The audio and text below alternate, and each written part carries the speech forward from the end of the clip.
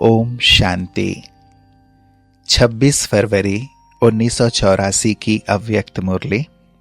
Heading है बाप दादा की अद्भुत चित्रशाला। दिलाराम बाप दादा अपने समीप और समान बच्चों प्रति बोले, बाप दादा आज अपनी चित्रशाला को देख रहे हैं। बाप दादा की चित्रशाला है, यह जानते हो? आज वतन में हर बच्चे के चरित्र का चित्र देख रहे थे। हर एक का आदि से अब तक का चरित्र का चित्र कैसा रहा, तो सोचो चित्रशाला कितनी बड़ी होगी। उस चित्र में हर एक बच्चे की विशेष 3 बातें देखें। एक, पवित्रता की पर्सनालिटी। दूसरा, रियलिटी की रॉयल्टी। तीसरा, संबंधों की समीपता। यह 3 बातें हर एक चित्र में देखें। प्यूरिटी की पर्सनालिटी आकार रूप में चित्र के चारों ओर चमकती हुई लाइट दिखाई दे रही थी। रियलिटी की रॉयल्टी चेहरे पर हर्षित मुक्ता और स्वच्छता चमक रही थी, और संबंधों की समीपता मस्तक बीच चमकता हुआ सितारा कोई ज्यादा चारों ओर फैली हुई किरणों से चमक रहा था, कोई थोड़ी सी किरणों से चमक रहा था। समीपता वाली आत्माएं बाप समान बेहद की अर्थात चारों ओर फैलती हुई किरणों वाली थीं। लाइट और माइट दोनों में बाप समान दिखाई दे रहे थे। ऐसे तीनों विशेषताओं से हर एक चरित्र का चित्र देखा। साथ साथ आदि से अंत अर्थात अब तक तीनों ही बातों में सदा श्रेष्ठ रहे हैं, वह कब कैसे रहे हैं, उसकी रिजल्ट हर एक के चित्र के अंदर देखी। जैसे स्थूल शरीर में नब्ज से चेक करते हैं कि ठीक गति से चल रही है व नीचे ऊपर होती है, तेज है व स्लो है, इसे तंदुरुस्ती का मालूम पड़ जाता है। ऐसे हर चित्र के बीच हृदय में लाइट नीचे से ऊपर तक जा रही थी। उसमें गति भी दिखाई दे रही थी कि एक ही गति से लाइट नीचे से ऊपर जा रही है या समय प्रति समय गति में अंतर आता है। साथ साथ बीच बीच में लाइट का कलर बदलता है व एक ही जैसा रहा है। तीसरा, चलते चलते लाइट कहां कहां रुकती है व लगातार चलती रहती है। इसी विधि द्वारा हर एक के चरित्र का चित्र देखा। आप भी अपना चित्र देख सकते हो ना? पर्सनैलिटी, रॉयल्टी और समीपता, इन 3 विशेषताओं से चेक करो कि मेरा चित्र कैसा होगा, मेरे लाइट की गति कैसी होगी। नंबरवार तो हैं ही, लेकिन तीनों विशेषताएं और तीनों प्रकार की लाइट की गति आदि से अब तक सदा ही रही हो, ऐसे चित्र मेजॉरिटी नहीं लेकिन माइनॉरिटी में थे। 3 लाइट्स की गति और 3 विशेषताएं, 6 बातें हुई ना? 6 बातों में से मेजॉरिटी 4-5 तक और कुछ 3 तक थे।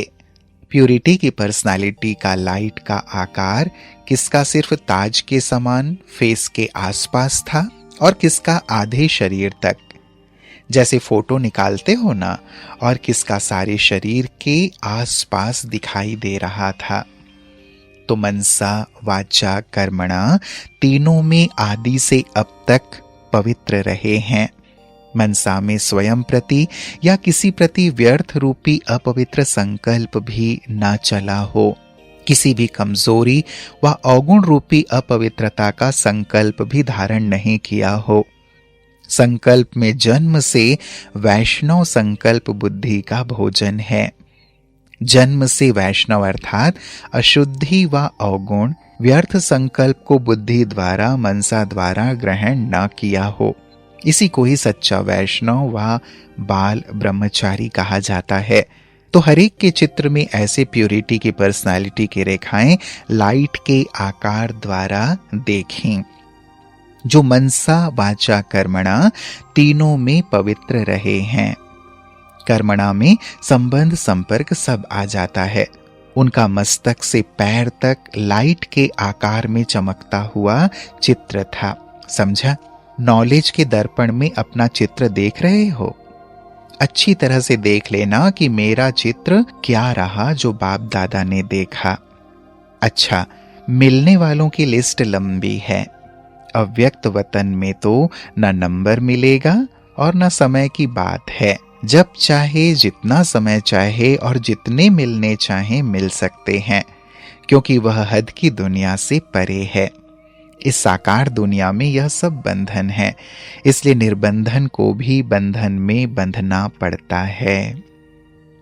अच्छा, टीचर्स तो संतुष्ट हो गए ना? सभी को अपना पूरा हिस्सा मिला ना? निमित्त बनी हुई विशेष आत्माएं हैं। बाप दादा भी विशेष आत्माओं का विशेष रिगार्ड रखते हैं, फिर भी सेवा के साथी हैं ना? ऐसे तो सभी साथी हैं, फिर भी निमित्त को निमित्त समझने में ही सेवा की सफलता है। ऐसे तो सर्विस में कई बच्चे बहुत तीव्र उमंग उत्साह में बढ़ते रहते हैं, फिर भी निमित्त बनी हुई विशेष आत्माओं को रिगार्ड देना अर्थात बाप को रिगार्ड देना है, और बाप द्वारा रिगार्ड के रिटर्न में दिल का स्नेह लेना है। समझा? टीचर्स को रिगार्ड नहीं देते हो, लेकिन बाप से दिल के स्नेह का रिटर्न लेते हो। अच्छा, ऐसे सदा दिलाराम बाप द्वारा दिल का स्नेह लेने के पात्र अर्थात सुपात्र आत्माओं को सदा स्वयं को प्योरिटी की पर्सनालिटी, रॉयल्टी की रियलिटी में अनुभव करने वाले समीप और समान बच्चों को बाप दादा का याद प्यार और नमस्ते। हम बच्चों का भी प्राणेश्वर बाप दादा को याद प्यार और नमस्ते नमस्ते नमस्ते बाबा। फिर प्यारे बाबा ने यूके ग्रुप से मुलाकात की। सभी सर्व राजों से संपन्न, राजयुक्त, योग युक्त आत्माएं होना, शुरू से बाप दादा का नाम चारों ओर प्रत्यक्ष करने के निमित्त आत्माएं हो। बाप दादा ऐसे आदि रत्नों को, सेवा के साथियों को देखकर सदा खुश होते हैं।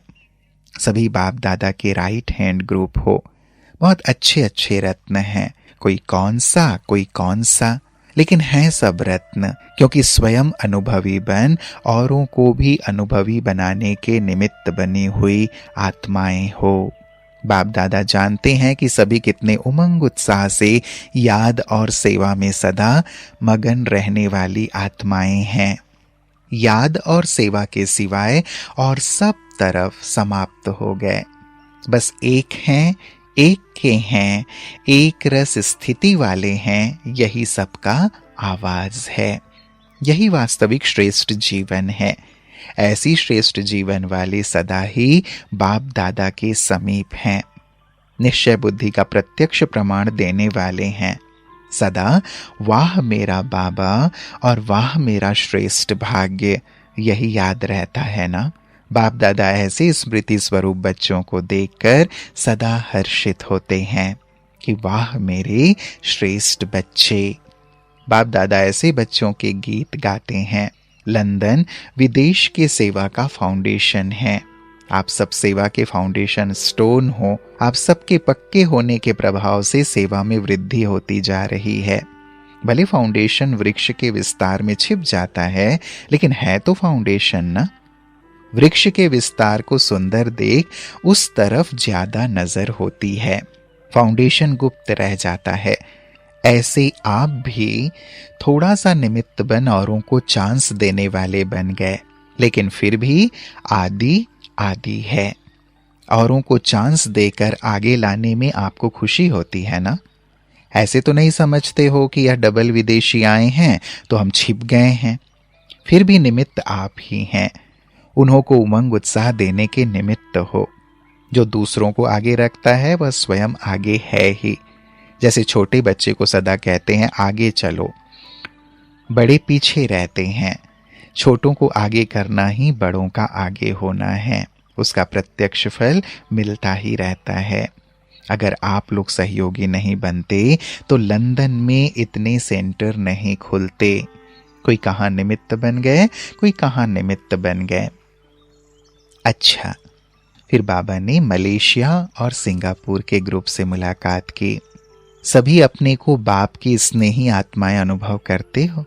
सदा एक बाप दूसरा न कोई सी स्थिति में स्थित रहते हो। इसी स्थिति को ही एक रस स्थिति कहा जाता है, क्योंकि जहां एक है वहां एक रस है। अनेक हैं तो स्थिति भी डगमग होती है। बाप ने सहज रास्ता बताया है कि एक में सब कुछ देखो। अनेकों को याद करने से, अनेक तरफ भटकने से छूट गए। एक हैं, एक के हैं, इसी एक रस स्थिति द्वारा सदा अपने को आगे बढ़ा सकते हो। फिर बाबा ने सिंगापुर और हांगकांग ग्रुप से मुलाकात की। सिंगापुर और हांगकांग को अभी चाइना में सेंटर खोलने का संकल्प करना चाहिए। सारे चाइना में अभी कोई केंद्र नहीं है। उन्हों को कनेक्शन में लाते हुए अनुभव कराओ। हिम्मत में आकर संकल्प करो तो हो जाएगा। राजयोग से प्रभु प्रेम, शांति, शक्ति का अनुभव कराओ तो आत्माएं ऑटोमेटिकली परिवर्तन हो जाएंगी। राजयोगी बनाओ, डीटी नहीं बनाओ। राजयोगी डेटी आपे ही बन जाएंगे। अच्छा, ओम शांति।